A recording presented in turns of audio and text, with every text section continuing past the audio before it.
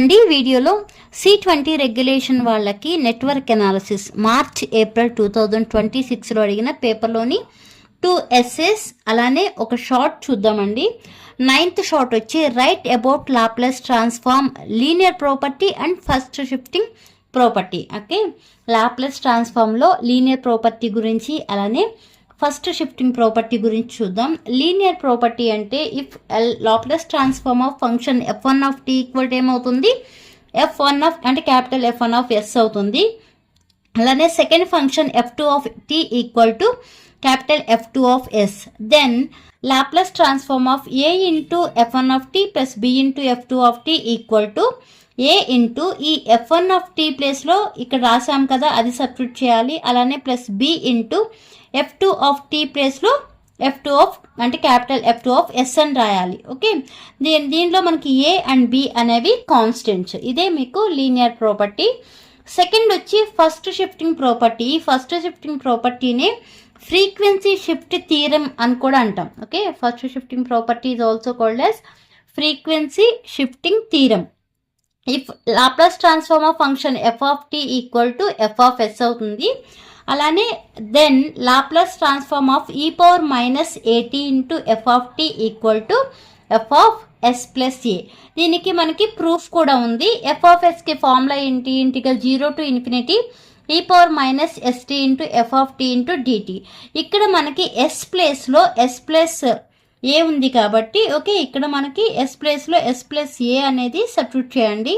ఇక్కడ s ఉన్న ప్రతి ఒక్క ప్లేస్లో s ప్లస్ ఏ తీసుకుంటే బట్టి మనం సింప్లిఫికేషన్ చేసుకోవాలి. ఓకే, ఇక్కడికి వచ్చేప్పటికి e power minus s into t power minus s t plus plus into minus minus e power minus a t. Okay, ఇక్కడ e power minus a t into f of t into e power minus s t d t. ఇది proof కావాలి అనుకుంటే చేయండి, మీకు షార్ట్గా అడిగారు కాబట్టి maximum చేస్తేనే బెటర్.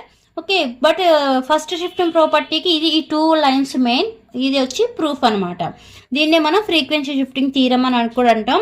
అలానే థర్డ్ ప్రాపర్టీ వచ్చి చేంజ్ ఆఫ్ స్కేల్ ప్రాపర్టీ. దీన్నే టైమ్ స్కేలింగ్ ప్రాపర్టీ అని కూడా అంటాం. ఇది ఎగ్జామ్లో అడగలేదు కానీ బట్ ఎలాగో ప్రాపర్టీస్ చెప్తున్నాం కదా అని ఇది కూడా రాశానండి. If Laplace transform of function f of t equal to f of s, then Laplace transform of f of at equal to ఏమవుతుంది అంటే 1/a into f of s by a. 13th a 13th b C20 regulation వాళ్ళకే June July 2022లో same problems అడిగారు. Okay, but 13th a ఏంటంటే just ఒక value మారింది. ఏంటి అంటే రెసిస్టెన్స్ అనేది అక్కడ 4 ohms ఇచ్చారు, ఇక్కడేమో 2 ohms ఇచ్చారు. అక్కడేమో ఇండక్టెన్స్ ఓన్లీ 0.5 హెన్రీస్ ఇచ్చారు, ఇక్కడేమో 0.5 milli Henry's.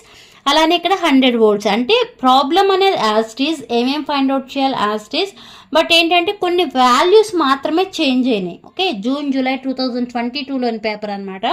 13th a 13th b. 13th b అయితే అసలు యాస్టీస్ క్వశ్చన్, 13th a మాత్రం ఈ క్వశ్చన్లోని వాల్యూస్ చేంజ్ అయినాయండి. ఏం ఫైండ్ అవుట్ చేయాలి అంట, calculate the capacitance required to attend resonance, second voltage across the inductance and the capacitance at resonance, and the Q factor of the Q అంటే quality factor of the circuit. మొత్తం 3 points find out చేయాలి. ఏ ప్రాబ్లంకైనా first ఏం చేయాలి అంటే given data అనేది రాయాలి. Okay, solution అని పెట్టండి. సొల్యూషన్ అని పెట్టి గివెన్ డేటా ఏమి ఇచ్చారు, R ఈక్వల్ టు 2 ohms ఇచ్చారు, L equal to 0.5 milli Henry's ఇచ్చారు, వోల్టేజ్ ఏమో 50 volts, ఫ్రీక్వెన్సీ 50 Hz. ఏమేమి ఫైండ్ అవుట్ చేయాలి, కెపాసిటెన్స్ వాల్యూ ఫైండ్ అవుట్ చేయాలి, అలానే వోల్టేజ్ అక్రాస్ ద ఇండక్టర్, అలానే capacitance, next quality factor. Okay, మనం కెపాసిటెన్స్ ఫైండ్ అవుట్ చేయాలంటే first for series resonance XL equal to ఏమవుతుంది XC. XL అంటే ఏమని రాస్తాము, ఒమేగా L రాస్తాము. అలానే XC అంటే 1/ωc అని రాస్తాం కదా. అలానే ఒమేగా అంటే 2πf కాబట్టి 2πfL ఈక్వల్ టు 1/2πfc అని రాయాలి. ఓకే, ఇప్పుడు క్రాస్ మల్టిప్లై చేయండి. క్రాస్ మల్టిప్లై చేస్తే ఏమవుతుంది, ఈ మనం ఫైండ్ అవుట్ చేయాల్సింది C కాబట్టి ఈ Cని ఉంచి ఈ రిమైనింగ్ టర్మ్స్ని తీసుకొచ్చేయండి. అప్పుడు ఏమవుతుంది 2πf whole square into L అవుతుంది. ఓకే, 2πf అంటే ఏంటి, మనకి 50 Hz ఇచ్చారు కాబట్టి ఆ 50 Hzని స్క్వేర్ చేయండి. అలానే L వాల్యూ ఎంత అండి 0.5 మిల్లీ హెన్రీస్ కాబట్టి మిల్లీ అంటే -3 10⁻³ అలా వేసి సింప్లిఫై చేస్తే మీకు వచ్చిన కెపాసిటెన్స్ వాల్యూ 0.02026 వచ్చింది. అప్రాక్సిమేట్గా దీన్ని ఇన్ టర్మ్స్ ఆఫ్ మిల్లీ ఫారెడ్స్లో రాయాలి అంటే 20.26 మిల్లీ ఫారెడ్స్ అని రాసుకోవచ్చు. Next second point voltage across inductance అలానే కెపాసిటెన్స్ కదా. Voltage across inductance VL equal to formula 2πfl into I. And మనకు ఐ తెలియదు కదా, ఫస్ట్ ఏం చేయాలి, ఐ ఫైండ్ అవుట్ చేయాలి. ఐ ఈక్వల్ టు ఫార్ములా ఏంటి, V/R. ఈ రెండు కూడా మనకి గివెన్ డేటాలోనే ఉంది. వోల్టేజ్ ఏమో 50 ఇచ్చారు, ఆర్ ఏమో 2 ఇచ్చారు. క్యాన్సిల్ చేస్తే మనకు వచ్చిన కరెంట్ ఎంత అండి, 25 amps. ఇప్పుడు ఈ 25 తీసుకెళ్ళి ఇక్కడ సబ్స్టిట్యూట్ చేయండి. VL equal to 2π into F అంటే 50 హెడ్జ్ ఇంటూ ఎల్ అంటేనేమో 0.5 ఇంటూ 10⁻³ ఇంటూ ఐ అంటే 25 amperes. వీటన్నిటిని మల్టిప్లై చేస్తే విఎల్ ఈక్వల్ ఎంత వచ్చింది, 3.9269 volts వచ్చింది.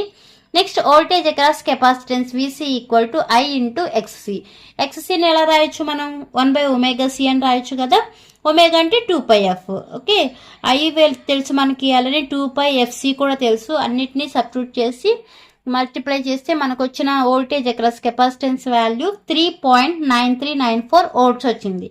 నెక్స్ట్ థర్డ్ పాయింట్ ఏంటంటే quality factor of the circuit. Okay, quality factor Q equal to formula XL/R. XL అంటే ఒమేగా ఎల్ అంటే 2πfl. ఇక్కడ కూడా అంతే, 2πfl/R వేయాలి. మనకి ఇక్కడ ఉన్న ఎఫ్ వాల్యూ తెలుసు, ఎల్ వాల్యూ తెలుసు, ఆర్ వాల్యూ తెలుసు. ఈ ఈక్వేషన్లో ఉన్న వాల్యూస్ అన్నిటినీ సబ్స్టిట్యూట్ చేసి మల్టిప్లై చేయండి. నెక్స్ట్ డివైడ్ చేస్తే మనకు వచ్చిన క్వాలిటీ ఫ్యాక్టర్ 0.0785 వచ్చింది. ఓకే.